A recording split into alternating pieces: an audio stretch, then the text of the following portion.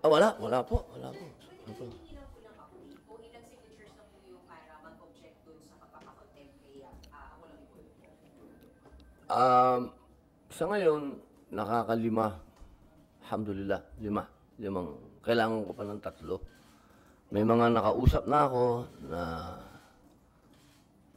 sa mga napakagandang paliwanag nila. Tinatanggap ko naman na hindi sila pumirma. At yun ang mga bagay na ikinatutuwa at ikinalulungkot. Kasi siyempre, ikinatuwa dahil buhay ang demokrasya sa Senado. Nalulungkot dahil hindi ko pa nakukuha yung 8 boto hanggang sa ngayon. Sir, are you hopeful na makuha may 7 days? Parang 5 days na lang, sir, no? Oo. Oh. For you to get the remaining 2 signatures, sir? Inshallah, personal akong tumatawag, personal akong humihingi ng kahit na 5 minutes doon sa mga miyembro.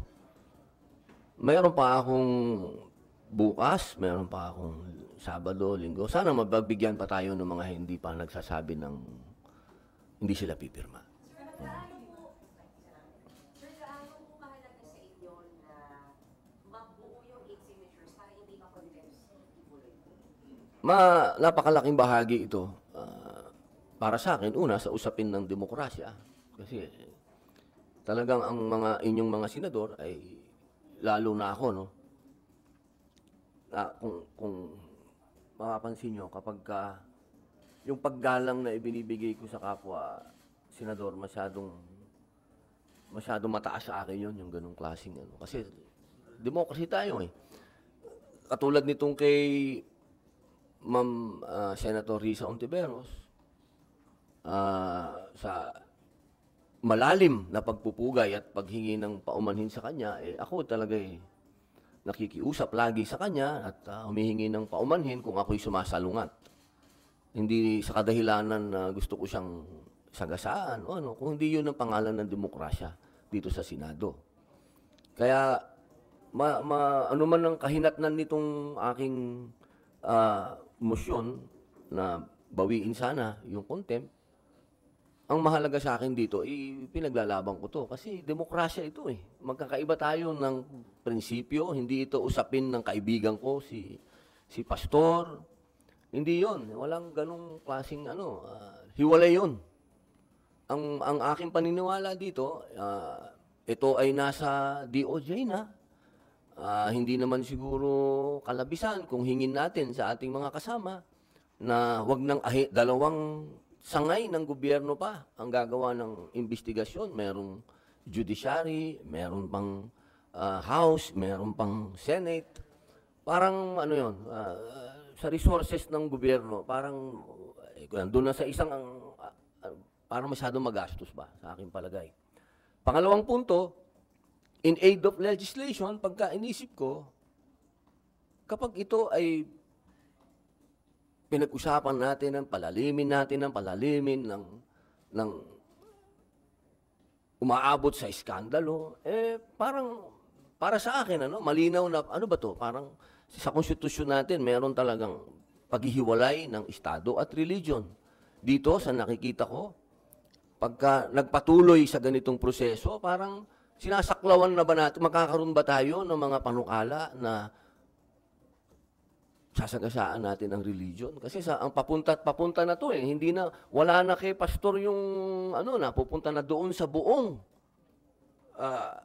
organisasyon, sa buong religion nila. Para sa akin, total, andyan ang judiciary, sila talaga ang pwedeng magsagawa ng investigasyon, sila talaga ang pwedeng magbigay ng parusa. Siguro, pagkatapos nilang magdesisyon at kung ano ang ilabas ng judiciary, yun ang kunin namin sa legislative at doon kami, in aid of legislation, gumawa ng batas. Pero siguro sa pagkakataong ito, pinakamainam dito. Para sa aking paniwala, inuulit ko po, nirirespeto ko, ginagalang ko, para sa akin, karapatan ni Senator Risa Ontiveros na ilaban ito. Ako din po ay may opinion. At yan ang opinion ko. Nandyan na yan sa DOJ, iwan na natin sa kanila.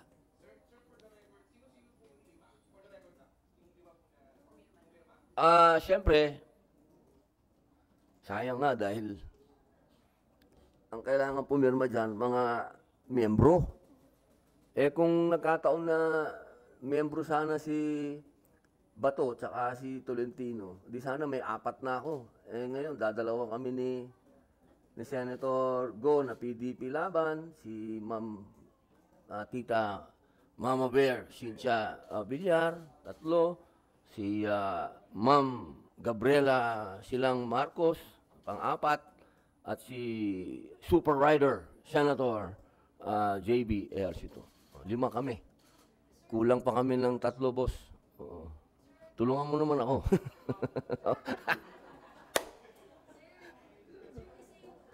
tatlong hearings, sir, ang daming witnesses na nilabas sa committee ni Senator Risa. Hindi po ba it might be best na humarap si Pastor Kibuloy to also answer publicly those allegations? Because these are serious allegations like, sir, may rape, may pang-abuso.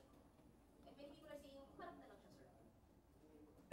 Sa akin kasi, mahalaga sa akin ang testimony ng mga nag-a-accuse. Kasi, yan ang pundasyon ng ating konstitusyon. Ang sabi ng konstitusyon, ikaw ay inosente hanggat ikaw ay hindi napapatunayan na nagkasala. Okay, napakahalaga nun. At yun, nag-a-apply yun sa akusado at nag-aakusa. Diba? Ngayon, pag ikaw ay nag-aakusa, dapat, para sa akin, hindi ka dapat, una, natural lang na matakot. Natural lang yun. Pero, kung yung pinaglalaban mo at yung ginawa sa'yo, gusto mong magkaroon ng sapat na kaparusahan at maging aral at magkaroon ng mga batas patungkol dito, dapat nakikita natin ang muka. At dapat din, kung sino yung naakasuhan, lalong-lalo na sa mga pagkakataong ganito, na ang pinag-uusapan natin ay hindi lamang tao, isang tao. Pag sinabi natin kasi na si Pastor Kibuloy, religion ito. Sana mas maintindihan natin na itong kaso na to, hindi ito usapin lang ng isang tao. Ito ay usapin ng isang pananampalataya. Mahalagang natin yon. Ilagay natin wag natin ialis ang usapin na yon sapagkat meron tayo sa konstitusyon na paghihiwalay ng religion at ng estado. Kaya sana para wag na tong lumaki para sa akin, andyan na sa DOJ, hayaan na natin sila. Sila na, antayin natin kung ano ang kanilang desisyon, anong findings nila, kung ano ang ipaparusa, kung may nagkasala. Then from there, doon tayo gumawa ng in aid of legislation. Wala tayong magiging usapin ng nagkaroon ng trouble, nagkaroon ng gulo, yung mga ganon. Some people are also saying in the spirit of fairness, lahat naman ng resource person, sir, pag hindi talaga dumarating na kukontem at na-aresto, bakit daw si Pastor Kibuloy? Why will he be an exemption, sir?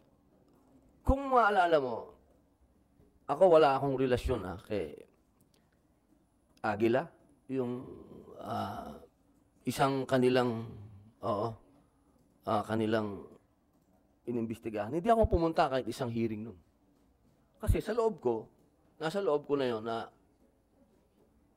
pagka ganito na ang pinag-uusapan natin ay grupo ng mga taong may pananampalataya. Nasa akin lagi yung teka muna. Medyo mag-ingat tayo sa usapin na ito. Hindi ito, yung hindi ko pagpunta doon, isa na yung, lahat naman ng hearing dito, kung pwede puntahan ko Pero yung hearing na yun, talagang hindi ako pumunta. Kasi nandun ako. Hindi ito bago. Itong kay Pastor Kibuloy, yun uli ang posisyon ko. Meron tayong korte, at ang korte natin, yun ang simbolo ng justice. Makikita naman natin, nasa kanila ang justice. So, walang pinakamagandang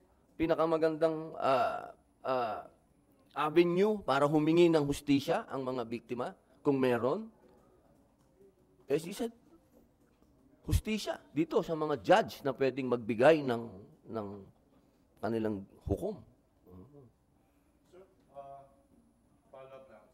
does it apply sa ibang mga hearings na kahit hindi religious leader, basta pag may content, yung posisyon nyo ay parang ayaw nyo sa mga nagpapakontent ng mga resource persons? Or exclusive lang sa mga religious leaders? Yung sa akin po, ano, pag may kinalaman, halimbawa, una, sa religion. Medyo, ano tayo dyan, ingat tayo dyan. Pagdating sa ganyang usapin, merong korte. May korte tayo para magawa ng kanilang paglilitis para sa akin. No? Tayo nandito sa Senado, pag-usapan natin yung mga bagay na talagang may kinalaman at makakagawa tayo ng mga batas na sa palagay ko, unang-una ekonomiya natin. Unahin natin yun. Sir, last na lang, sundot lang.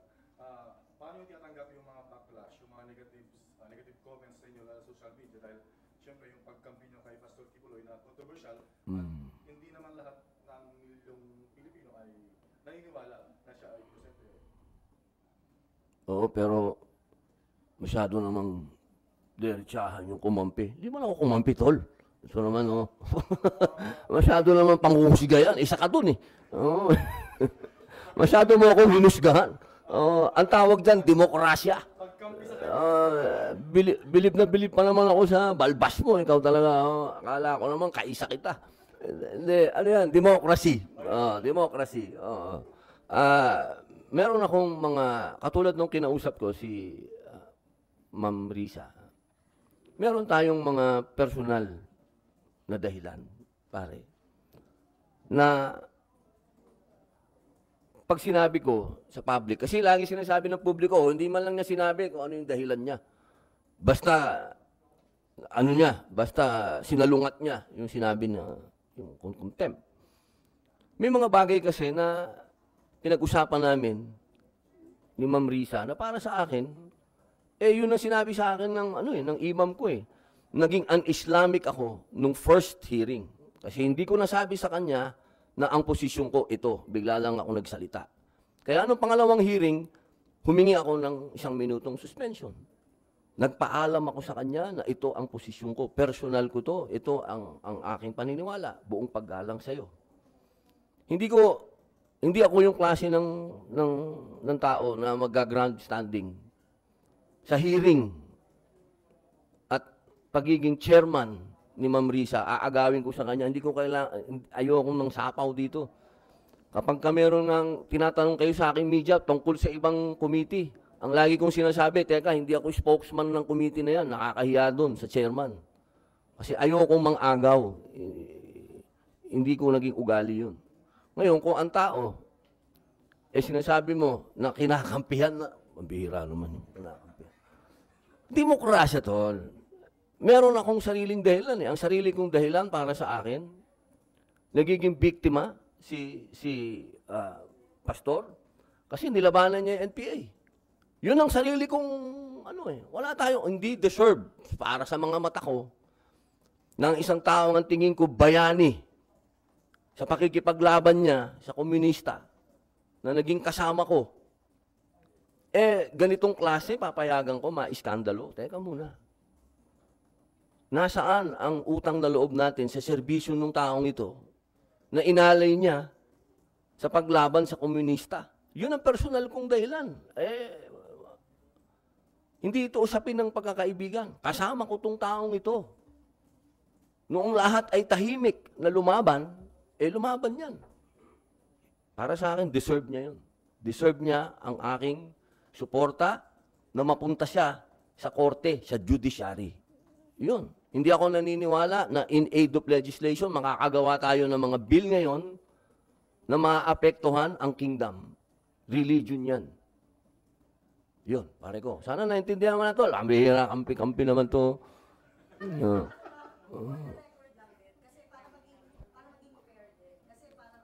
Ito pa isa. Sana naman hindi fair na naman ako. Para lang maging fair, masagot nyo rin. Kasi ang sinasabi ng mga sa social media, lumalabas na, ay hindi, napagutusan lang yan.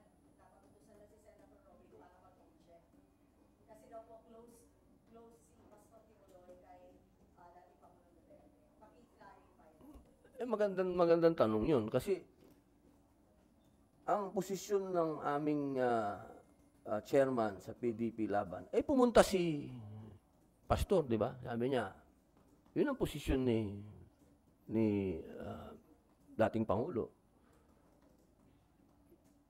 Magkaiba sa posisyon namin. So wala akong sinunod na may nag-utos sa akin, ganun. Wow. Naman, ma'am. Revolusyonaryo, utusan lang. Sayang naman yung bigote ko. Di ba? Hindi ako utusan ng kahit na sino. Paniniwala ko para sa akin, magkasama kami ni Pastor lumaban sa komunista. Hindi mawawala sa isipan ko yun. 5 po. Opo. Si...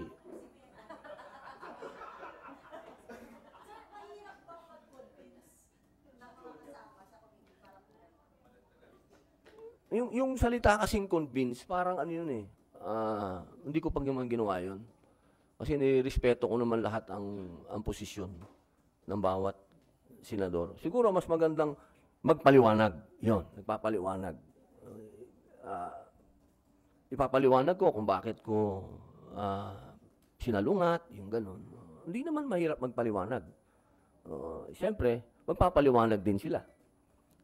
Binibigyan natin sila ng pagkakataong magpaliwanag. Katulad ni Senador Grace po, napakaganda ng kanyang paliwanag kung bakit hindi siya pipirma. Ganun din si Senator Raffy Tulfo. Yung demokrasya to eh. Hindi natin kailangan personalin yung mga bagay na mga ganito. Kaya ako hindi ako titigil na makumbinsi yung iba pa. Halimbawa, si Ma'am Pia. Ma'am Pia ang di pa nakapirma, si Senator Mark Villar. Yan. Magpapaliwanag tayo sa kanila.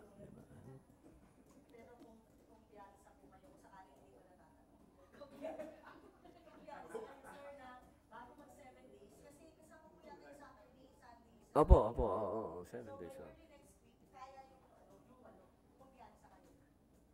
Inshallah. Inshallah, ma'am. Opo.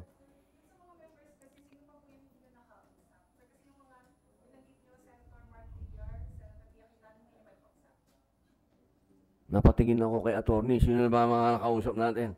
Si Ma'am Pia, hindi pa. Si Senator Mark, mga 2 araw na namin kinokontak pero hindi pa namin makontak. Sana kausapin na lang ni Tita Cynthia para mabawasan na ako ng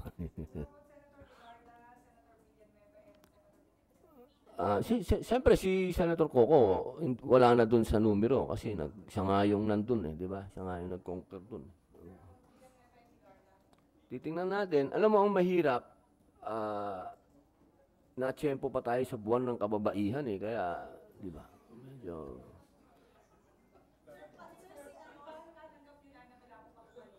Hindi naman, mas mahabang paliwanagan lang.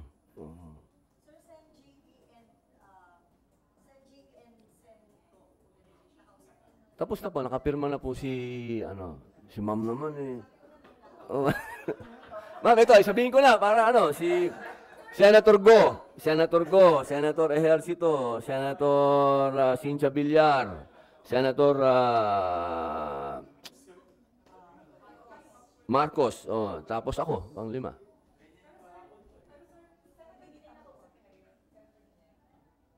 Hindi pa.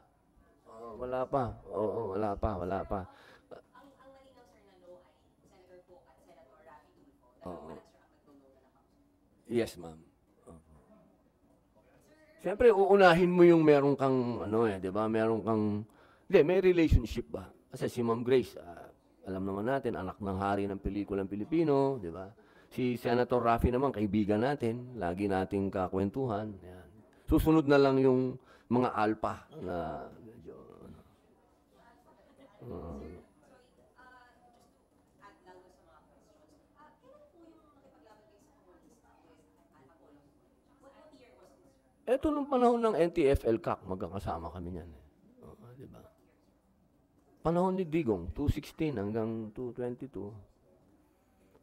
Kasi yung pelikula kong Memoirs of a Teenage Rebel, ito yung mga tunay na rebelde na mga bata na na-recruit, sila'y naabuso, nagpalabas kami sa YouTube, hindi namin, nagkaroon ng napakaraming kalungkutan yung pelikulang ginawa kong yon, walang gustong magpalabas.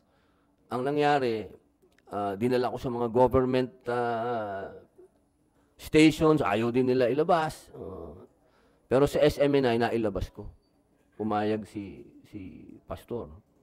Ganon din yung Isang Linggong Pag-ibig, yung sa West Philippine Sea, nailabas ko din sa SMNI. Yun yung partnership ng matagal na paglaban sa komunista. Sir, ano specifically po yung naging role, naging tulong ni Pastor sa paglaban sa komunista? Maliban dun sa pag-i-ere sa nung memoir. Marami po. Yung panahon po ng NTF-ELCAC, diyan po nilalabas ang mga data.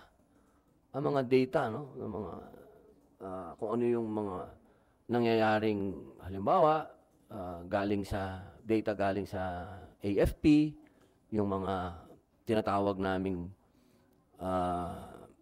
kasi kami mismo nun, meron kaming mga pinupuntahan ng mga sumusurrender, binibigyan ng pag-asa ng gobyerno, binibigyan ng ayuda. Ako lang, ang dami kong pinuntahan ng ganyan. Libo ang sumusurrender.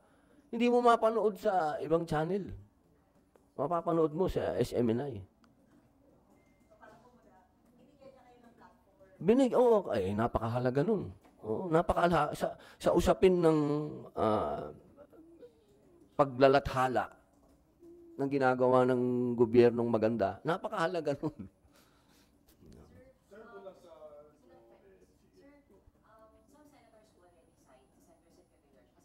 they're very open to see na kaibigan nila si Apollo Kibuloy. Oo naman po. Mas mabigat nga yung akin hindi lang basta kaibigan Hindi ko lang siya basta kaibigan. Kasi pag sinabi, kaibigan ko, kaya sinungaling ako. Hindi ko basta kaibigan yan. Comrade ko yan. Comrade. Naniniwala kami sa isang prinsipyo. Mas mabigat yun. Hindi naman kami magka-religion ni Pastor. Hindi naman kami magkababayan. Hindi naman ako tiga Davao. Naniniwala ako sa prinsipyo niya na masyado nang matagal ang communist struggle dito sa Pilipinas. Hindi na natin kailangan ng armed struggle. Naniniwala kami doon. Yun ang pinaniniwalaan namin. Sir, isa sa mga lumabas na tanong agad nung pina-reverse niyo yung contempt niya was, sir, was there any help given to you in the last election? Una na yung dasal. Dasal. Napaka-importante nun. Doon sa channel niya, sa SMNI, nabigyan niya ako ng airtime na wala akong binabayaran. Yung mga panahon na walang tumutulong sa akin dahil ako naman ay walang pera sa kampanya, wala akong pambayad ng helicopter. Hindi, meron akong pera pero para sa mga anak ko. Hindi ko gastusin yan sa politika. Hindi ako niniwala dun. Yung helicopter niya, pinahihiram niya sa akin. Yung mga ganong klaseng pabor. Was he campaign contributor? Ano ibig bigay ng pera? Naku, wag naman. Wag naman. Ang bintang sa kanya, siya humihingi ng pera. Maganda yan, ha? Sabihin ko kaya, oo. Hindi ba? Wala po. Ang sa akin kasi parang hindi naman yun para sa politika. Parang sa akin naniniwala siya na ako magiging instrumento ng Panginoon Diyos sa pagbabago ng bayan. Parang ganun. Kasi parang ang hindi naman maganda dahil pinahiram ka dahil kandidato ka. Siguro naman pinahiram niya ako dahil naniniwala din siya sa aking adhikain. Sir, gaano na katagal yung friendship niyo ni Pastor Kibuloy? Other than yung panahon ni Digo? Hindi, iba kasi yun Iba yung kay Digong, iba yung kay Pastor. Meron kaming sariling, matagal na, panahon pa ni GMA. Kasi kasama din si Pastor sa cluster of peace ni Pangulong GMA. Magkasama kami doon.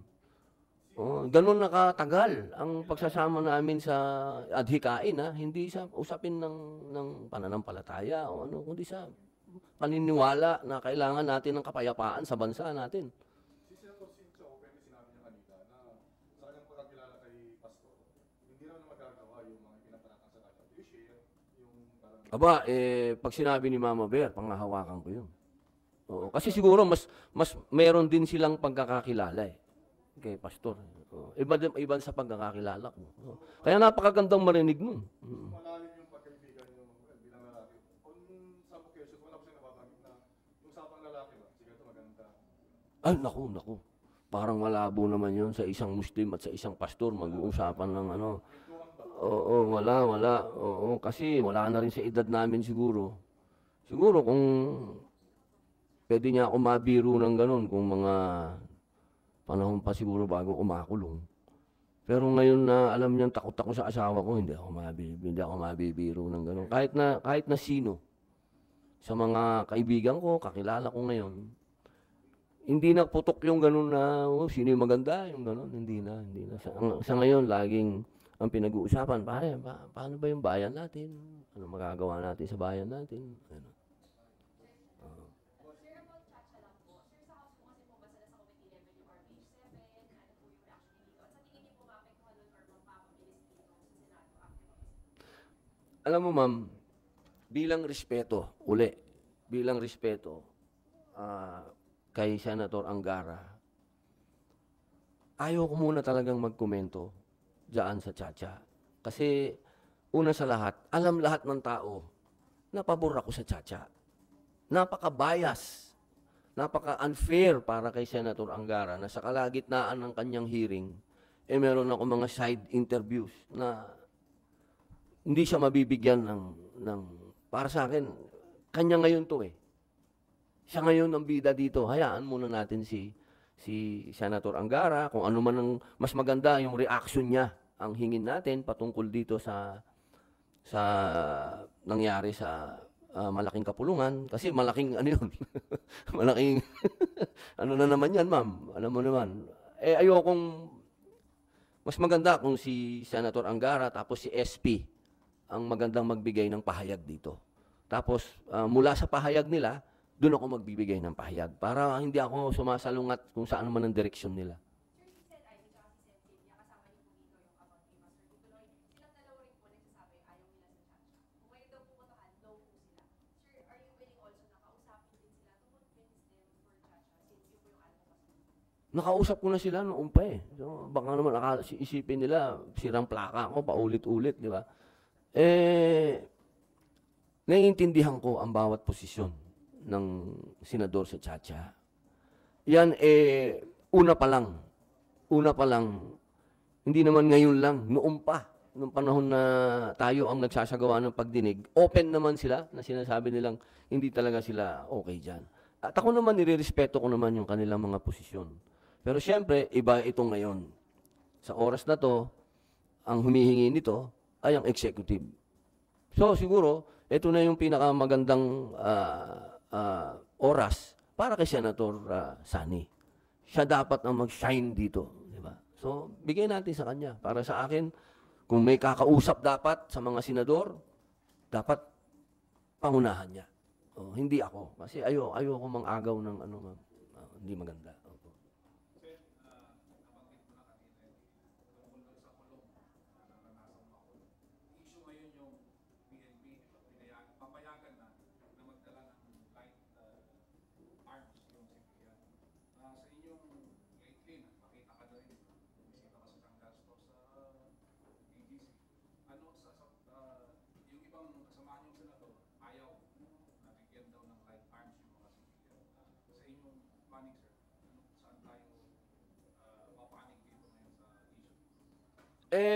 Napakaganda pong issue niyan. Sapagkat masarap nang magbigay ng mungkahi dyan kasi nakapagbigay na ng mungkahi dyan si SP. At napakaganda nung sinabi ni SP, sabi niya, sana magkaroon ng isang hakbang na yung mga bibigyan ng PNP ng karapatan na magkaroon ng long firearm ay maging reservist. Ang gandang ano nun para sa akin. Kasi tayo naman kung ano sabihin ng PNP, naniniwala naman tayo. Dapat paniwalaan muna natin yung sinasabi nila. At ganun din naman, yung sinasabi ng ibang mga senador. Siyempre, kanya-kanya, demokrasya tayo, may kanya-kanyang opinion. Pero siyempre ako, naniniwala ako sa opinion ni SP. Napakagandang opinion yun. Karapatan ng civilian yan. Karapatan nilang magkaroon ng baril. Pero siyempre, pagdating dyan sa long firearm, dapat sana maging reservist sila. Mag-serve sila sa gobyerno. Magkaroon sila ng proper training. Kasi alam niyo, ang problema sa bayan natin, hindi yung may lisensyadong baril at hindi yung... Ang problema natin dito yung mga goons. Yung mga outlaws. Yung lisensyadong baril, may record yan. Kapag nakagawa yan ng pagkakamali, napakadali mong matrace niyan, madali mong mahuli, yun ang paraan eh. Ang problema natin, ang pagdiskitahan natin, yung mga hindi sumusunod sa batas. Pero yung mga may LTAP, dumaan na yan sa proseso para magkabaril. Ang kailangan lang, bigyan natin ng responsibilidad. O binigyan sila ng pagkakataon na mag-ari ng mahaba. O bigyan din natin ng pagkakataon, magserbisyo sila sa bayan. Maging reserve sila. Napakaganda nung sinabi ni ST.